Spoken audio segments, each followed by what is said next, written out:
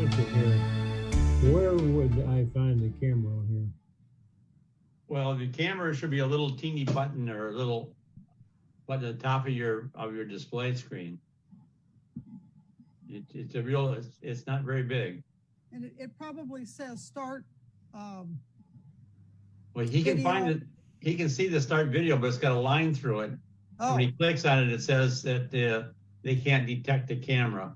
Oh, okay. So I'm thinking that the driver didn't load properly, and so it has to you need to reboot the system and relog into it if we want to get video. But audio seems to be working fine. Okay, well, just listen to me. Yeah.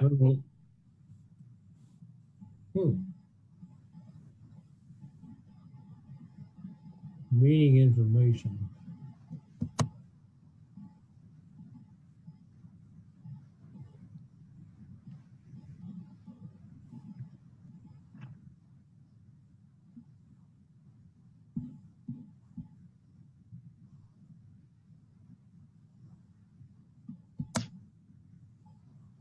Okay.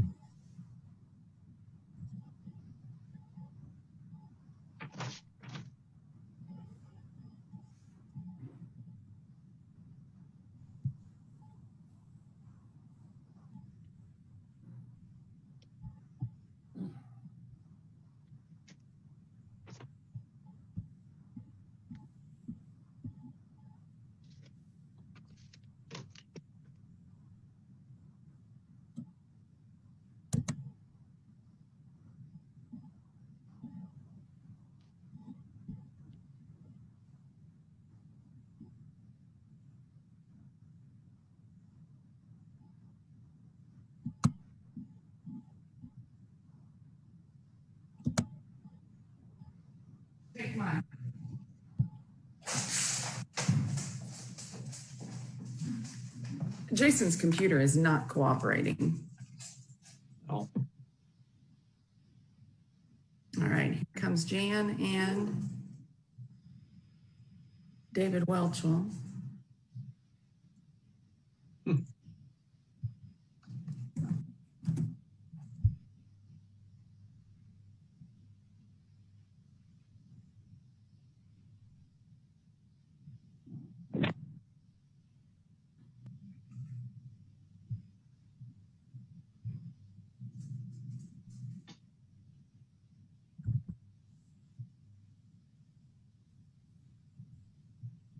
There he is.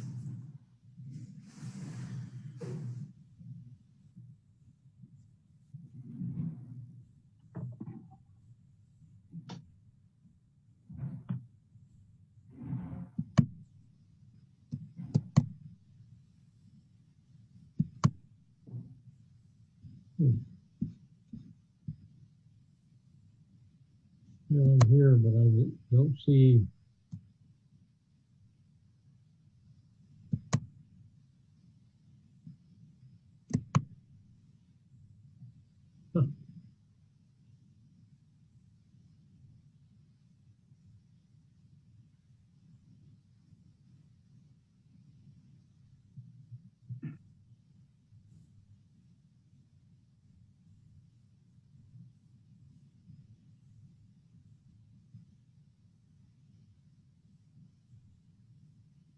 Tom, where are you off to?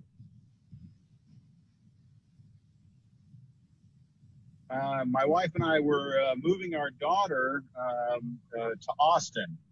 So hopefully I don't lose the connection, but we're social distancing and we're being safe. But yeah, we're going down to Austin. We'll move her in and then we'll return. Good. She going to school down there? No, she purchased her first home. She's lived in Austin for a while. She came up and stayed with us for a month until her home was ready. Okay. So you can see we're trailing the trusty U-Haul behind us. Oh, yeah. Which is always fun to trail or something. So yeah.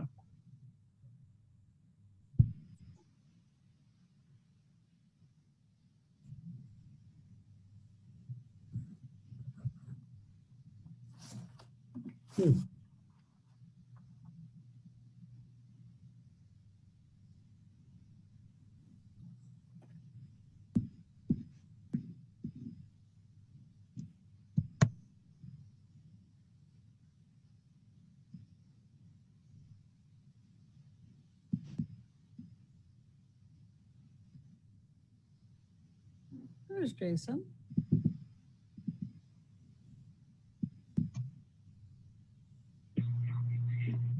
Okay, am I working now? Sorry.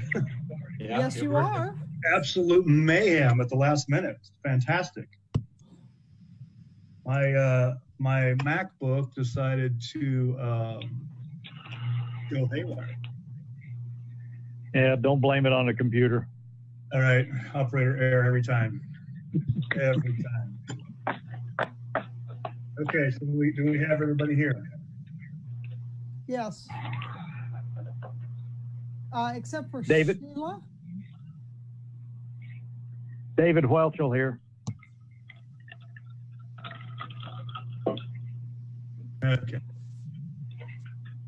There we go. Now I can hear. Okay. All right, so we'll go ahead and start the meeting. I reckon. Sorry for everybody having to wait and watching that airspace. Hopefully everybody had a nice conversation while I was getting my operator error taken care of. A couple things to start off. Again, welcome our new members, David DeGraff, Jeff Hendren, Sheila Hayward, and Mike Houston. Now that we are 100% official, welcome on board to the golf committee. And we have Mark is on vacation in Colorado.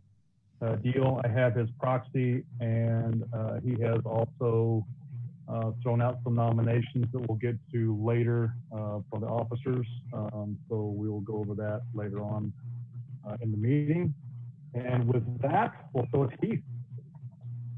Okay, good afternoon, everyone. I'm going to get a little bit off the agenda. I want to talk about a couple of things that I forgot to put on the agenda. We have greens aeration scheduled for Monday and Tuesday at Scottsdale, and Brittany on Tuesday and Wednesday, so look for that. And Tammy, if you can put up that picture of Bella Vista Country Club. I want to show you something that we worked on last winter, and you can kind of see the results of it right now on Bella Vista Country Club. Wait till it comes up. We worked on Bella Vista Country Club is the only golf course we have that has wall-to-wall irrigation. And what we did last year, after listening to numerous complaints this time of year about the rough being too thick, we put a program in place that would mainly water the play areas, the fairway, the tees around greens, and not put as much water in the roughs so that they wouldn't get quite as thick and they'd be more playable. So you're seeing a little bit of that in these pictures, and it's a little more pronounced probably this year than it would have been in previous years because the month of June was so dry. So I just wanted people to see that. It's basically our program trying to save some water for one, but make the golf course a little more playable. So I wanted to point that out in case anybody wonders why we may not be watering areas there. The rest of the golf courses you'll see over time will look like that because we have single row irrigation on most of the other courses. Okay, the other thing I wanted to talk about is what we do for greens maintenance this time of year and what we do for course maintenance in general. And this is a little bit for the new members and for a reminder for everyone else. We don't attempt to maintain every golf course exactly the same because we feel that some variety in the golf courses is a good thing. When you have 6 courses, you can play 6 different courses and not have to drive from town to town. We think that's a plus. That being said, our goal on greens during the summer months, now through 15th of September, is to try to have a stimp reading of somewhere between 9 and 10. Right now, Highlands has fallen below that. We're getting a lot of comments about that. There's a couple reasons for that I'll go into a little bit. The first thing is Highlands probably was 8.6, 8.7 when I checked them today, so it's just a little below. But if you have played some of the other golf courses, particularly around the time we had our tournaments, those were about 11.5. So there's a real noticeable difference between 8.5 and 11.5. There wouldn't be quite as noticeable a difference if everybody else was 9, 9.5. Dogwood yesterday was 9.4. Dogwood has always been one of our faster greens speeds in the summer because the greens are newer. He can push them a little further. They just kind of do it on their own a little bit. Scott does a good job, but I've had 3 superintendents since I've been here that have all been over there, and every one of them gets the exact same results from the greens doing different programs. So that golf course is a little easier to handle. Highlands, on the other hand, had a couple of issues that came up this year. We used a lot of our people and took them from the golf courses that had some extra people, not really extra because we were low staff anyway, but we pulled them to help out at Country Club at Scottsdale. So they were short people in the spring. The spring months, February, March, April, even into May is when we do most of the work that gets the greens set up to be able to be 9.5 during the summer. So we didn't get to do as many things in Highlands, so he got a little bit behind the 8 ball, and he's a little bit behind where everybody else is. There's not really a lot with the weather forecast that we have for the next couple of weeks to be able to do anything to really speed those up tremendously. We still feel we'll get to 9, but it may take a little while. I think what you're going to see is the other golf courses backing up toward the 9.5, so that they'll seem a little bit closer. What we did at Country Club is not sustainable through the whole summer. That's a 1 or 2 week deal, maybe at best. And if you looked at 17 green after the tournament, you'll kind of understand why I say that, because they struggled quite a bit, and we've got another 2 months of difficult weather. So we're a little bit cautious in the summer, and this year we were even more cautious because of the COVID restrictions, and we just didn't know what was going to happen. So that's the long and short of my explanation on green speeds right now in the summer. Greg did write a good little article on some of the challenges he has at Highlands that are different than, say, dogwood, shade, older greens, different grass. All of those things affect what you can do on a golf course green and make it fast. So that was listed last week in a golf update. We may republish that this week, and it's also on the webpage. So that's the main information that I had that I wanted to share based on comments that we have received in the last 2 or 3 weeks. So that is really the gist of my report on green speed. I want one real short note on our project for Scottsdale Bridge. It was advertised the last 2 Sundays. All bids are due by the 15th at 10 a.m. And then we will be able to pick a contractor and get started. And the reality is we probably won't get started till the 1st of August by the time you get all the contracts signed. The good news is if it stays dry, that creek's dry for the first time. So it'll be a fairly quick process, we feel, once they get in place. We will try to do number 2 first, and then we will do the other bridge after that so we can get people across 2 and do away with that crisscross and the damage that that's doing and the inconvenience that's causing everybody. So with that, I complete my report. Thanks, Keith. Anybody have anything for Keith? Further questions? Hey, Keith, this is Mike Houston. Just a quick question as a new member. When you say a pretty quick turnaround on the bridge once it's everything signed and sealed, what are you talking? What are you thinking? What does that mean when you say kind of a quick turnaround?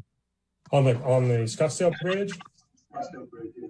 Yeah, we have to. We accept the bids. We look through the bids. We pick the best bid for us, not necessarily the lowest, but most likely.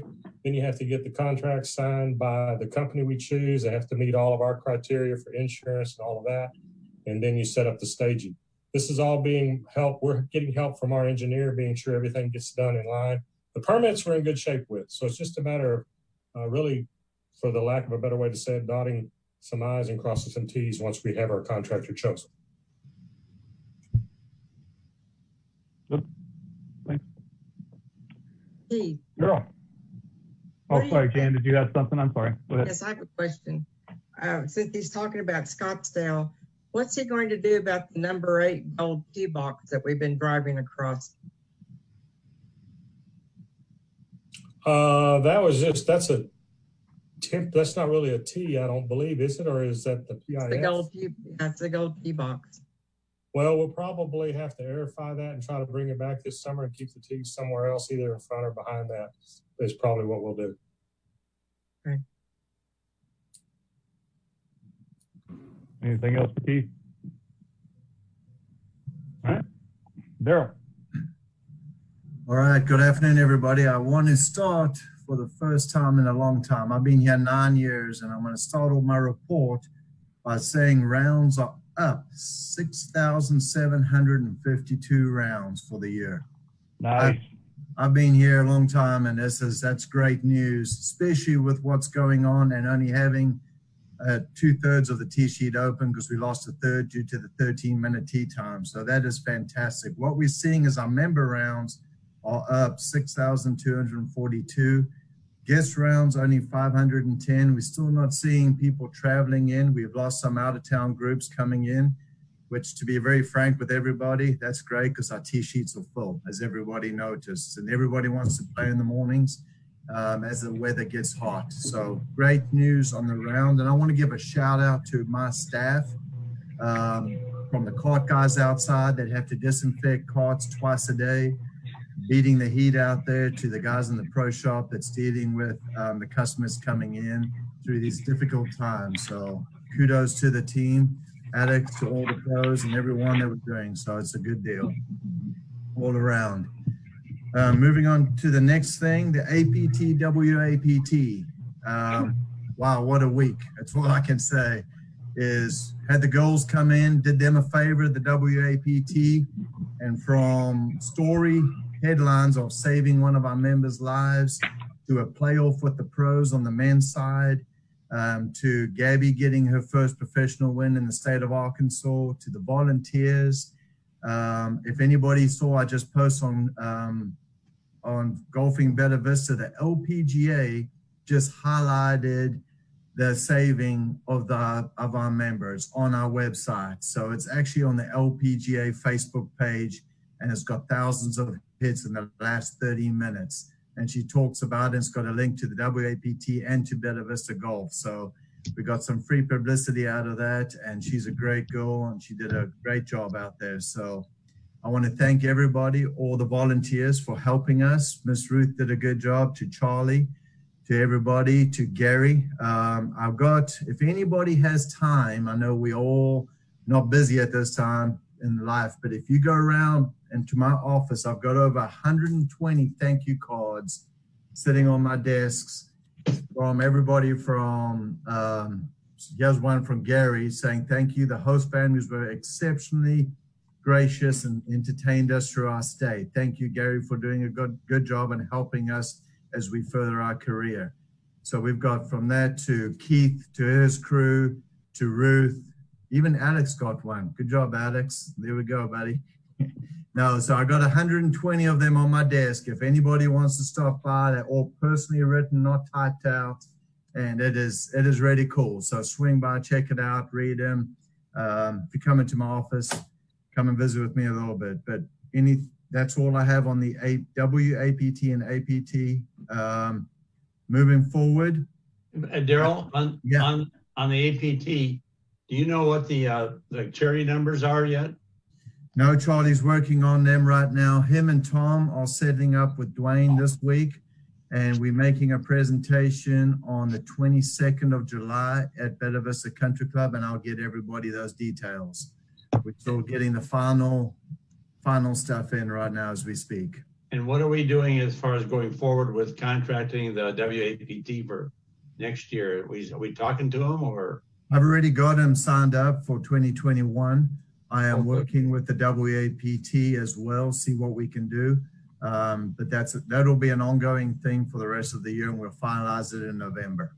But we do have an APT for 2021 at Country Club, signed and sealed. Anything else on the APT, WAPT? Well, the only thing I would comment on was if we were able to get a WAPT, I like to see it do it at Highlands as opposed to the to Scottsdale. Ready on discussion. If we had a full WAPT field of 130 ladies, we're going to have to redo it, and that's what I'm working on currently. So we'll finalize that all. The comments I had from some of the girls was they didn't really like Scottsdale that much, especially the back nine for whatever reason. Oh, well, Highlands then. Yeah. I was going to say Highlands front nine, welcome. Yeah. All right, it was more the elevation that they were complaining about, the up and down the hills, and it was tough walking it. Yes, sir. I'm already on top of that. We'll work on that through the year. Good. Moving on to tee times, as everybody knows in the groups, due to COVID and what we on level 2, phase 2, we're going to carry on with tee times until we get to level 3. So all the group leaders got emails out through the end of July. And if it doesn't get any better, we're just going to keep moving on with tee times. It's working right now. Please, I ask everybody to be patient with my staff outside and inside. and the system's working, so we're not going to change anything. That's all we've got on that part, but we did have to cancel our junior PGA league and all our junior camps due to COVID. There's just no ways we can control 60 kids, keep social distancing, and keep them all going. So we made that decision, and we'll go from there. Any other questions for me? That wraps up my report.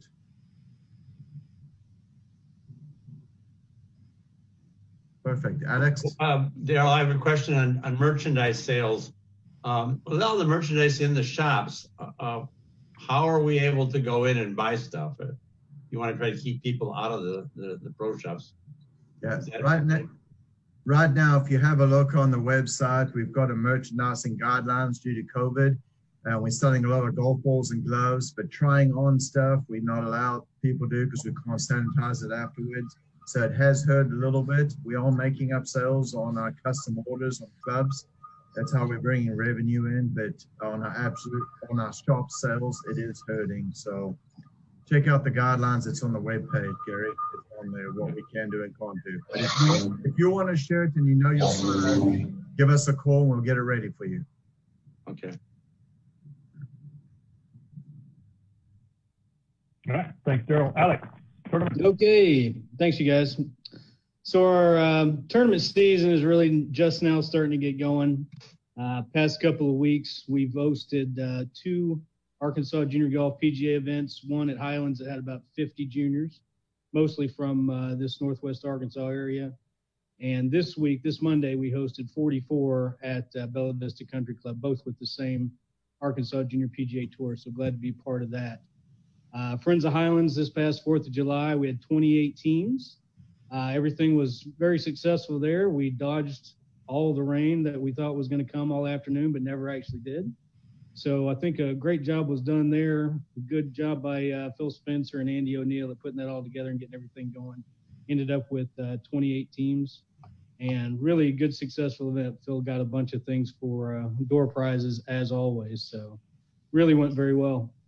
Lots of things coming up in the next several weeks. About the middle of this month, we start hitting it pretty hard. We've got Animal Shelter coming up on the 18th of this month, followed by All in the Family on the 25th. And then we go into August with the Folds of Honor, August the 1st, and the Parent-Child Championship on August the 8th, and August 15th and 16th, Men's Club Championship and Senior Men's Club Championship.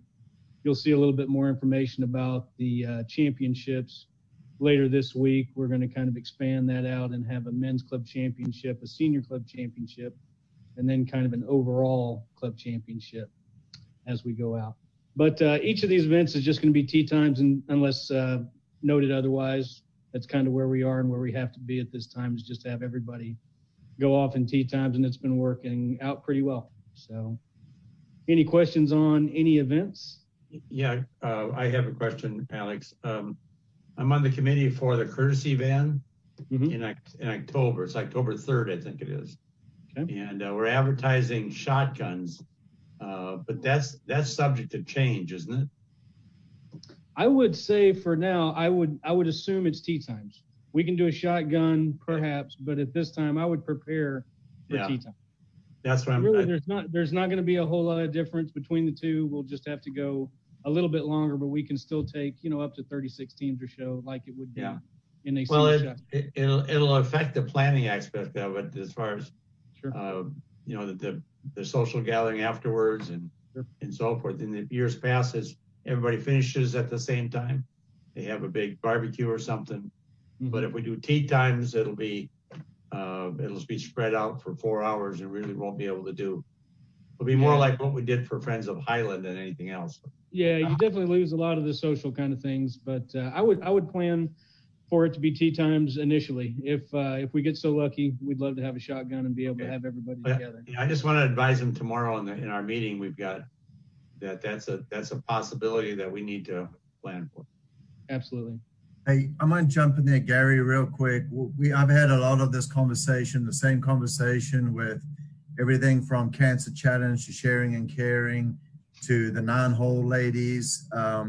We understand that the tournaments and the shotguns are a lot of fun and all good, but during these times, they've got to understand we're raising money for the charity. We're going to make a difference. We're still going to play golf and enjoy our golf and have prizes and do all that stuff. So just the Cancer Challenge is one of our biggest ones. We've got 320 people coming through, and we're doing tee times on that one, and they understand it. So as long as, if we ever get to phase 3, well, sure, we'll get our shotguns back and we'll be able to move from there. But plan on those tee times. And it's just, it's a different year this year. Good.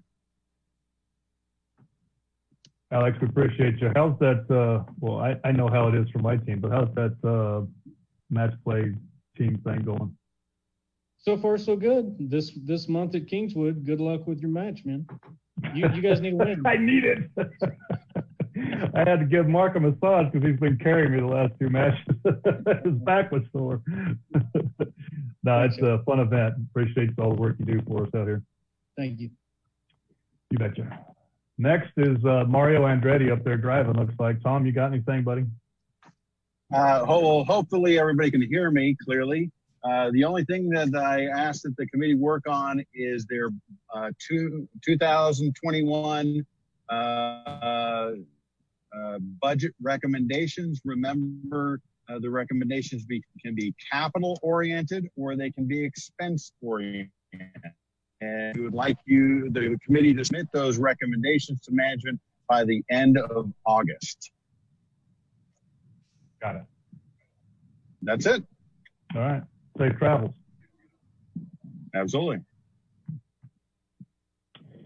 The next, we had a couple letters I wanted to go over, emails from a couple members. They're both are in the new business. Well, one of them's in the new business section. The other one we just kind of took care of.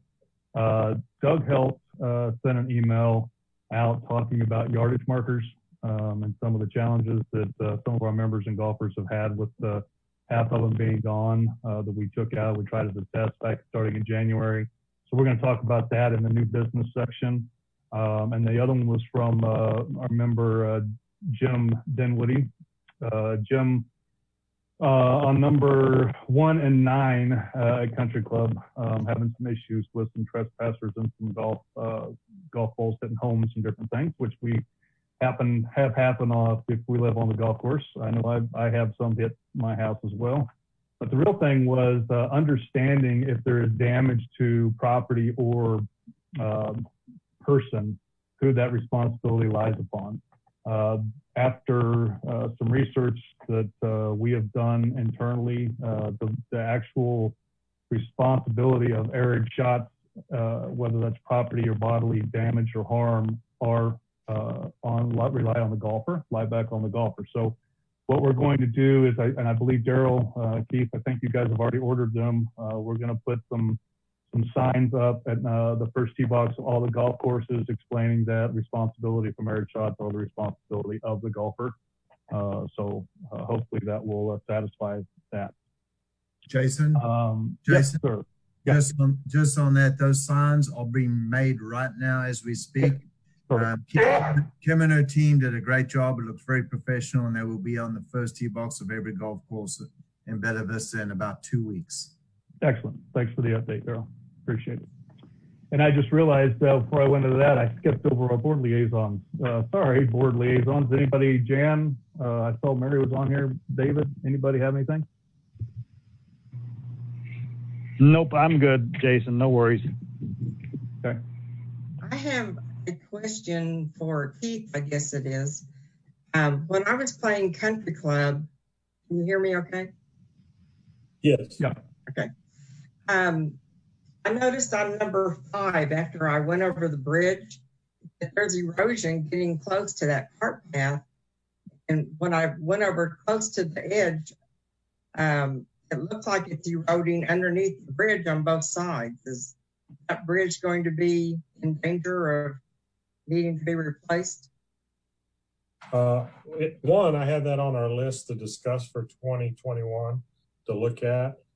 As far as the stability of that big bridge there, the pilings or the footings that they're set on are solid and in the ground, not like the situation at Scottsdale. The risk right now is that it would wash out behind and the cart path might fall leading up to the bridge. That would be the only damage that we think we see now. And I had both engineers when they were out looking at the other stuff kind of take a look at that, give me some ideas. So we will be circling back around on that one to come up with some ideas how to secure the bank. Okay. Good. Thanks, Jen. Old business, and another mistake on my part, I forgot to put our old business in there. Last month we were challenged with people on the court, non-golfers on the course during golfing hours. I think it's more, we all want everybody to enjoy everything. I think it's more of a safety issue than anything. Open for discussion on if anybody had any additional ideas on what we can do to help that situation. I know there's quite a few walkers with dogs and kids and et cetera during golf hours. So I'm going to open that up for a little bit for discussion if we want to discuss that for a second. And if nobody has anything on that, we'll move on. But we were challenged on it, so I'm interested to hear some feedback. I'm not sure that there's a real simple solution to something like that because of the self-policing that would be required. I wonder, though, we can't communicate to the members as a whole, whether it be an email or whatever, at least advising them of their acceptance of responsibility by violating those rules. That if they're walking on a course when they're not supposed to be and they get hit by an errant ball, they're going to be subject to being responsible for that, not just the golfer. One other thing that I've noticed is that the signs leading onto the golf courses at the cart paths aren't all the same. I think in the last meeting, Daryl mentioned that the signs would say that don't be on the golf course between the hours of 7 and 7 or something like that. That whatever time you gave. And I think I saw at least a couple of signs that didn't have times on them. Jan, we don't put, none of them have signs on them. It's when golfers are present, dusk till dawn. And I'm busy designing a new one that's a little bit more, those ones are dated, definitely, as you can see, and some of them have been smashed and kicked over.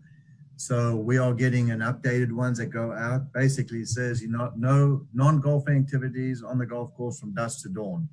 And especially when golfers are present for your own safety. So we'll get those out as well and replace those old ones and make it a more permanent structure. And that will definitely help as well. That as Tom alluded to a couple of meetings ago with us, we are becoming the sign capital of the world in Bella Vista, wherever you go. But the biggest thing I found, and I did some research, I was actually out at a golf course at Scottsdale, and I was watching people going around, and there was a lady running and about got hit by a golf ball, went past 4 or 5 of our members, and they didn't even say, ma'am, you're not allowed to be on the golf course. You almost got hit.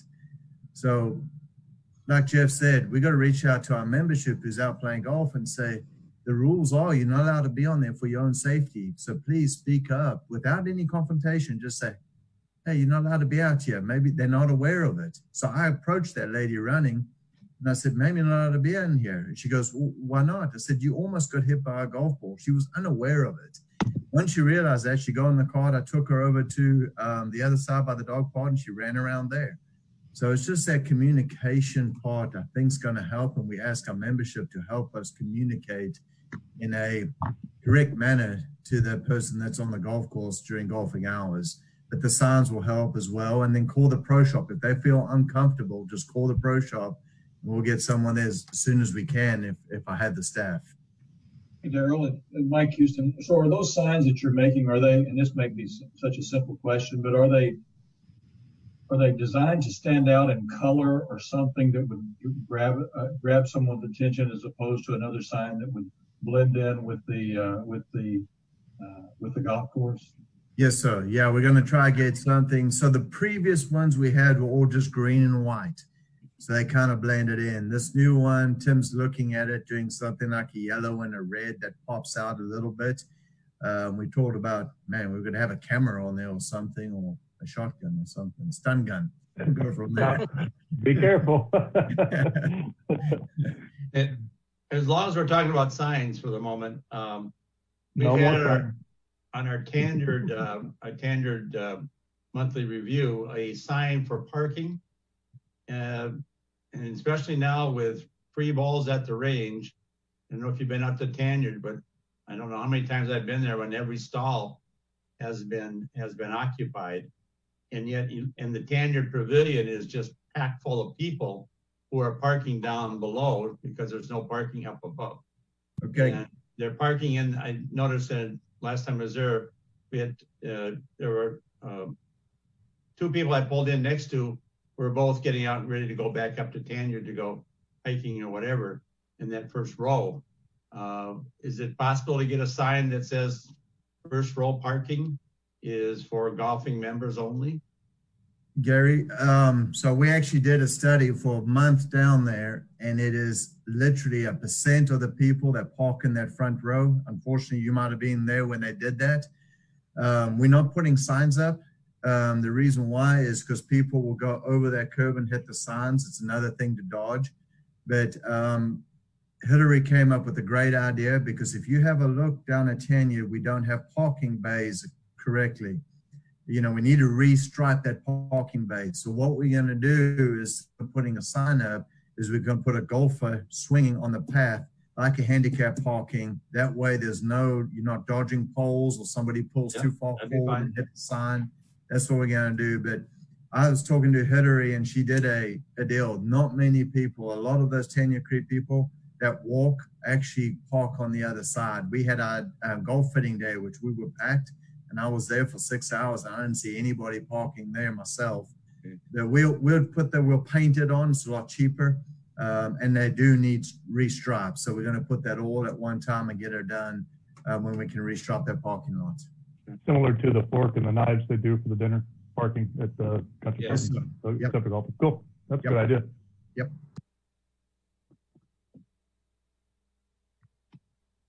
Yeah, I think that, you know, to Jeff's point earlier with the communication part, I'll get with Kim and maybe obviously the golf lap, but I don't think it's the golfers that are walking. I don't think the majority of the people that are walking during golfing hours are golfers. So the golfing blast, you know, is redundant, but the other POA blast, maybe do a write-up or something fun and exciting within that to kind of back to the sign question that Mike had, you know, to grab the attention of our other members that don't get the golf blast to see that what the rules and the hours are to be on the courses for leisure activities. Jason, Phil here. Yeah, Phil. I know you can't see me, but you can hear me. A lot of complaints from people who stay in the condos along Burksdale and Kingswood who are not golfers, as you say, are out during golfing hours. Somehow, when they check into condos, they need to be told maybe that during golfing hours, they are not permitted, particularly with strollers and dogs on the golf courses. Yeah, absolutely. I don't know who does all that check-in. I don't know how it works. Jason, I'll reach out to the Greens 1 and 2. Perfect. Visit with them because we're busy talking to them with all the new members and the restrictions to a non-member on all the other amenities. That has changed and caused some friction. So we're busy working with them, and Kim's on that as well. So I will communicate with her next week. Perfect. I have a question, something I've noticed, and I've always wondered what the proper rule is, that on Country Club between the number 2 bridge and the number 11 bridge, there's always people in there in the creek. Is that an approved area for them to be? I can answer that one because I ran into that 9 years ago when I was an assistant at Country Club. The first weekend I was there, everybody was going crazy down there. So I went down and they all laughed at me. And then I called the cops and learned that they're allowed to be in that creek. It is public. They're not allowed to walk on the golf course, and we are always fighting kids walking across that bridge or fishing off that bridge. But as long as they stay in that creek, there's nothing we can do. Are they allowed in the creek where you head over the creek on number 2?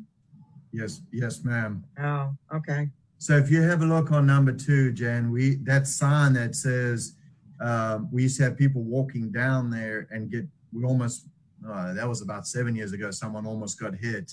So we put that sign up. It stopped them walking down there, but now they go in down the bottom and swim up.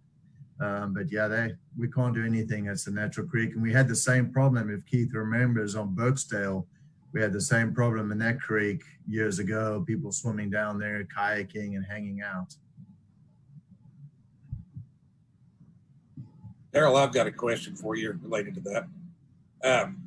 Was that just a police officer's opinion that was legal, or is that actually from an attorney? That's actually, we did some research on that. That was from the state. It's a natural river. It's open to the public. It's, what's a little river, little creek or something, Keith? Little sugar. Yeah, that's the water of the U.S. You can't keep people That's correct. from crossing your property to get in it, but you cannot keep them out of it. That's absolutely correct. Waters of the U.S., we don't have any jurisdiction over that.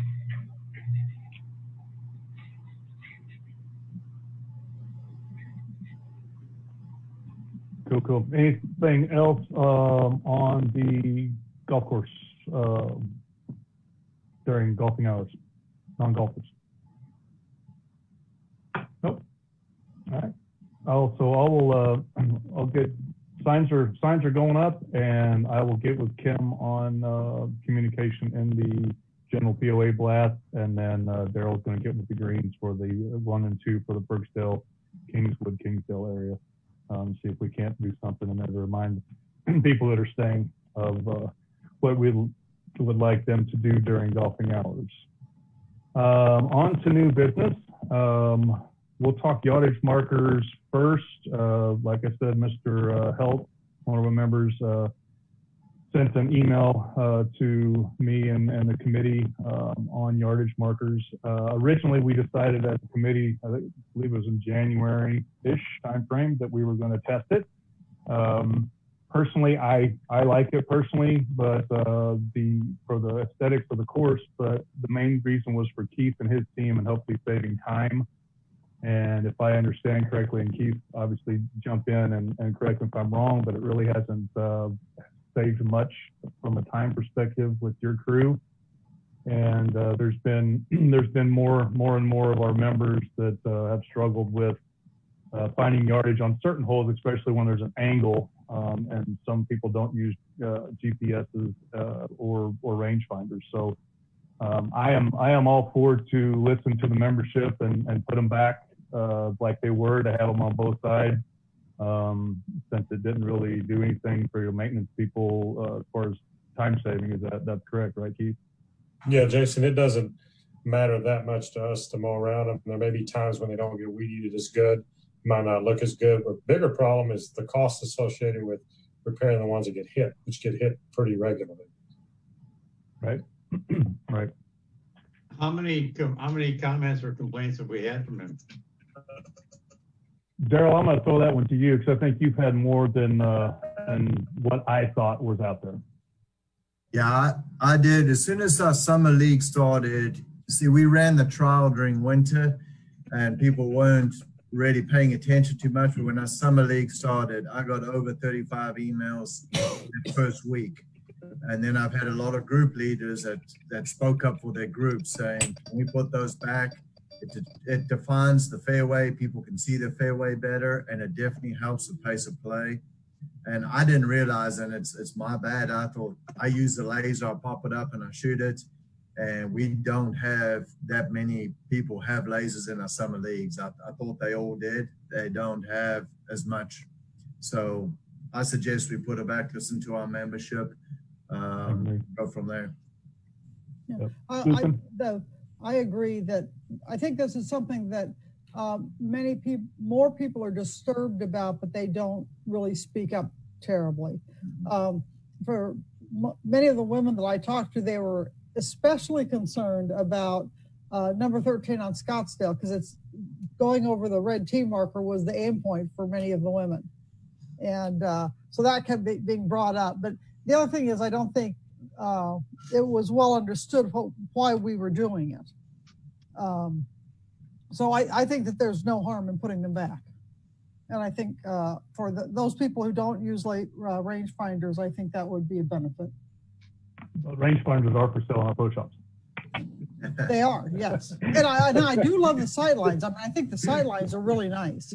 But I also know it's, kind of hard to judge sometimes if you're over on the cart path side, kind of where are you if you don't use a rangefinder. Right. Jason, why can't you, Spencer here again? Yep. In the dark. Why can't you just paint the concrete pad where the post used to be and not put the post back in there? Well, we originally discussed that when we talked about taking them out. Keith, go ahead. I saw you take off mute, so go ahead. Well, the problem with that is those would get grown over probably in the summer if we don't do a good job of keeping them maintained, and they're a little bit high. They do damage to mowers. I really don't have an issue with the post. I think we ought to go back with the post. I don't think that's a problem. It's not for us.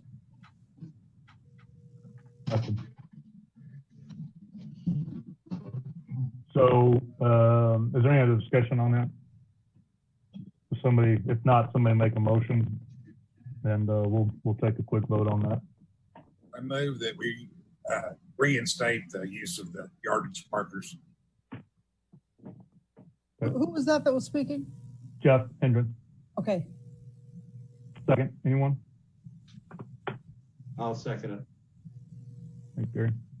Who seconded? Sorry. Who Gary. seconded? Gary? Yep. Any further discussion on that? All right. All in favor, ayes, and I'll vote for Mark. Aye. Aye. Anybody opposed? Spencer. Aye. Okay. Is there anybody opposed? Spencer, no. Spencer. Sorry, Phil. Okay. And Jason, we should be able to have them back out by the middle of next week. Okay. Thanks, Steve. All right, so we'll get the yardage markers back out on both sides of the fairways, and hopefully that'll lower some scores. Election of new officers. So we gotta, as with every year this time of year, we elect new officers. As I mentioned in Mark's email, we can start with chair. Mark would like to nominate myself, Jason, as chairperson, and then he wants basically the same. Phil as vice chair and Susan as secretary. I don't know if one person can nominate everybody or not, but he does want to nominate me for chair, so up for another term, which I appreciate. And if we could get a second, or if anybody else wants to do a nomination. Second all of his nomination. Who could you tell me who's speaking for these? Because it's hard to tell. I don't recognize your voices yet. The newbies. Was that Mike? That was Jeff. Jeff, okay. So if there's not any discussion, we'll go straight to a vote for Jason Lloyd to be chair of the golf committee again. All in favor? Aye. Aye. A vote for me and Mark. Anybody opposed? Aye. Anybody opposed? Sorry, Sheila. Sheila, was that you? You finally get on? I am finally here. Okay. Thanks, Sheila. So I will be chair again. Thank you, everybody. Second would be for vice chair. Again, Mark is nominating Mr. Spencer for another term as vice chair. I'll second that. Susan seconds. Any discussion on Mr. Spencer Phil being the vice chair again? All in favor? Aye. Mark and Aye. Jason? Aye. Yes. Aye. Aye. Anyone opposed? And I will nominate Miss Susan Nuttall for secretary for another term. I'll second that. Second. I second it. And I only did it, Susan, because you said you would. Yeah, I know. That's fine. Any discussion on Susan being secretary for another term? Go to a vote. All in favor of Susan being secretary for another term? Mark and Jason? Aye. Aye. Aye. Spencer, aye. Anyone opposed? All right. Thank you. Same crew, same Molly crew. One more year. Thank you, everybody. Thank you. And the last on the new business that Tom had mentioned, we need to do our special meeting for the 2021 capital budget expenditure recommendations. They are due, as Tom said, at the end of August. So within the next, if I can grab the calendar, the next few weeks, we usually, and Susan, correct me, we usually do 2 meetings, don't we? Yeah, we usually do one meeting where we really brainstorm the ideas and get the list in order. Have another short one where we prioritize things, and then so we can vote on it at our next meeting in order to meet the August deadline. Yeah, so we'll need to vote on these at our August meeting, August 12th, coming up. So we'll need to schedule two meetings between now and the first week of August.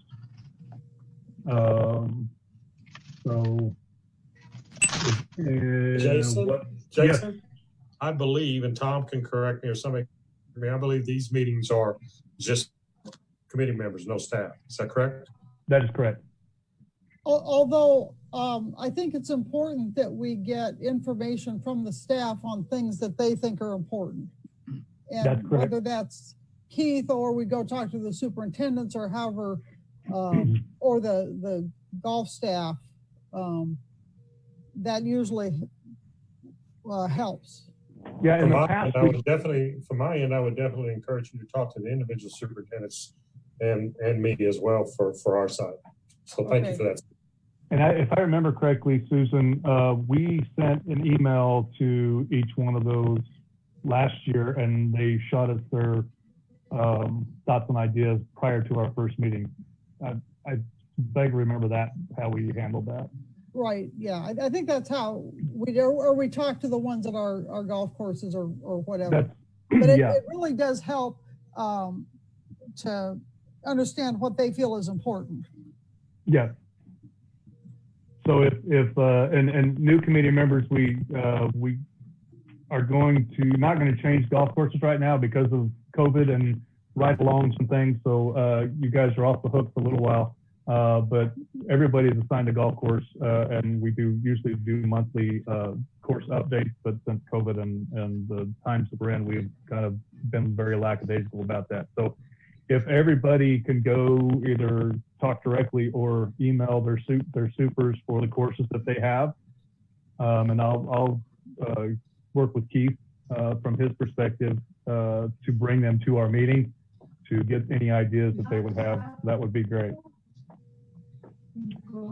And then as far as When do you want that, Bubba?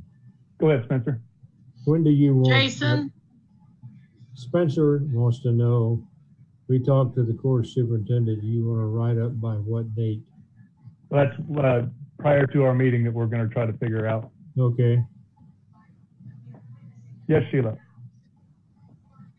I would like to propose a conversation. I have severe fears in healthcare, and I'm very concerned about what's happening in our area with guard code.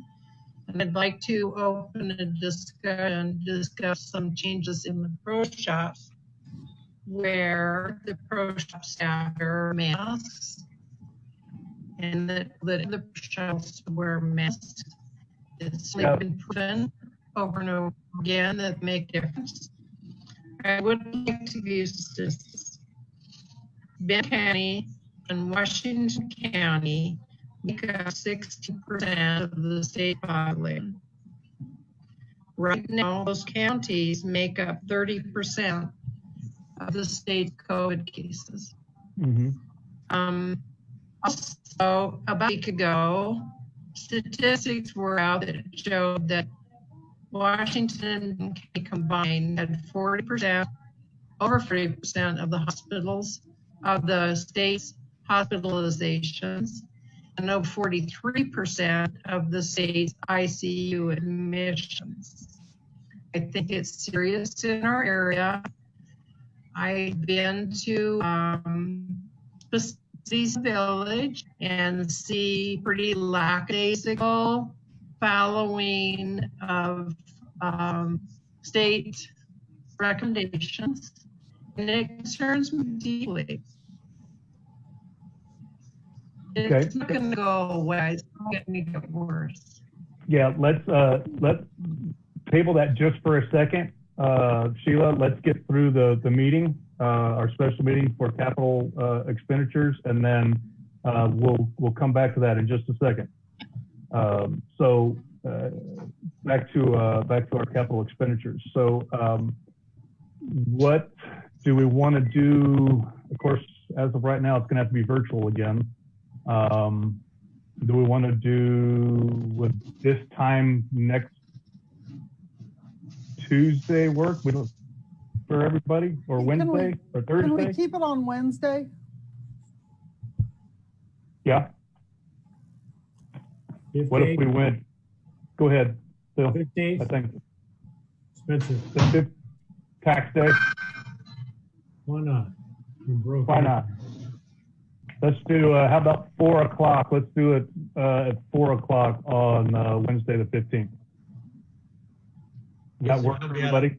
I'll be out of town next Wednesday, so I won't be in attendance. If I have access to the internet where I'm at, which I don't know yet, I'll join in. But I'll be traveling then too. So Would the 22nd work? Yeah, the 22nd. But that would give everybody. Don't change the meeting just because of me, but you know, like if we're going to do it remotely, yeah. Meeting. If I have access, I can dial in. But I don't. Where I'm going, I don't know if they have internet there or not. Tammy, are you on? Yes, I'm on. What's the boardroom with this social distancing?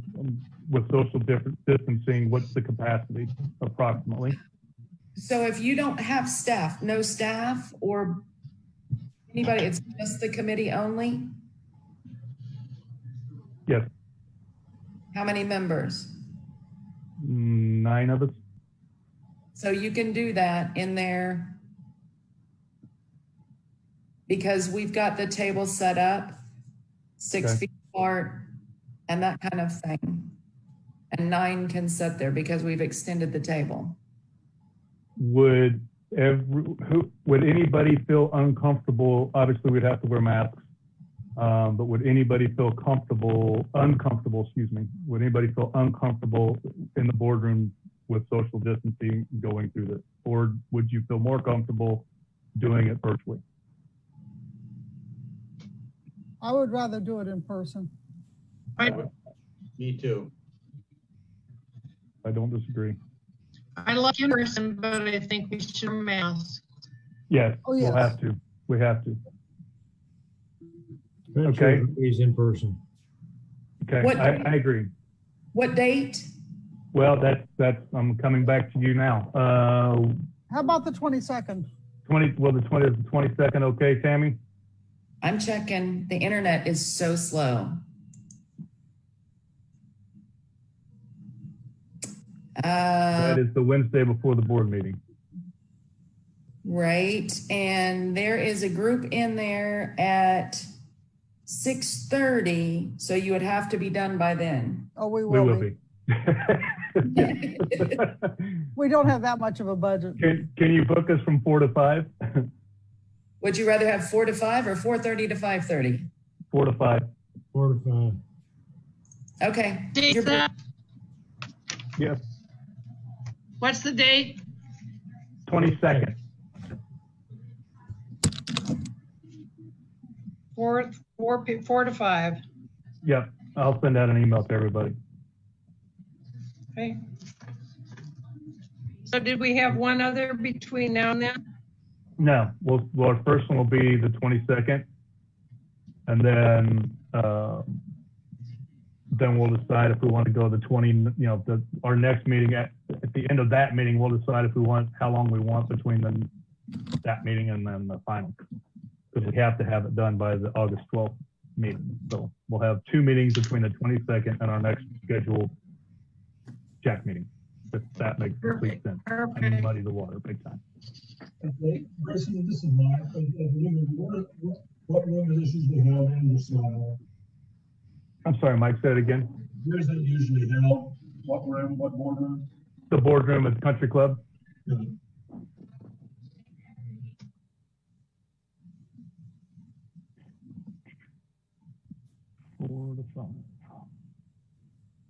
Okay. Okay, so we will, it'll be good to see everybody again face to face. The 22nd, we'll have our first of 2 capital expenditure recommendation meetings from 4 to 5 at the boardroom. Masks will be required. Tom said something about expenses as well, capital and expense budgets. It's usually in the past we've done capital only. Anything 10,000 or 20,000. 10,000 and under is it goes to an expense account instead of. So to us, it doesn't matter. I'm sorry. Cost of project doesn't matter this year, right? Is that what you're saying, Susan?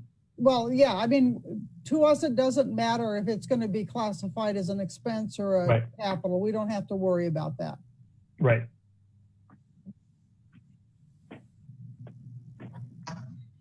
Okay. Did that answer you, Gary? That's it. Okay. Now, Sheila, back to your pro shop question and concern. Daryl, are you still with us, brother? Yeah, I am. To answer Sheila's question. Yeah, please do. Right now, just so you know, our mayor has mask optional, and we've extended that to our staff, mask optional inside, because we keep a 6 feet radius. If you go to any of our pro shops, we do have some staff members that want to wear a mask, and they do wear a mask. We have some that cannot wear a mask due to breathing and restrictions that they have, so they don't feel safe. But on that side, we have got shields coming. Now that they've called up, the shields will be here, and I'm hoping it's next week. We saw a PO today. I'm not the PO, the delivery. So hopefully next week, Sheila, we're going to have some shields up that will protect us, because you got to understand that I've got as you know, Jim works for us, but we've also got some elderly staff that can't wear face masks all the time. So as long as we keep our 6 feet and we'll have those shields up, our staff feel safe and our customers feel safe. And also remember, we have our foot traffic in the pro shop is reduced extremely. We're down to about 20% foot traffic to normal in our pro shops. As annuals go outside, there's nothing to buy. It's kind of cold, quiet in pro shops anymore, because we don't have any. Is there a limit to people in the pro shop at one time? Yes, ma'am. We are limiting four customers in at the time. We have yet to get 4 people in because of the 6 feet. You know, you got Tanya Creek from the window. What about between if you have 2 people working? How do they do 6 feet in? So the 2 people where we screen our employees before they come to work every day. So they work together. If they want to wear a mask, they can wear a mask, and they go from there. Okay, thank you. You're welcome.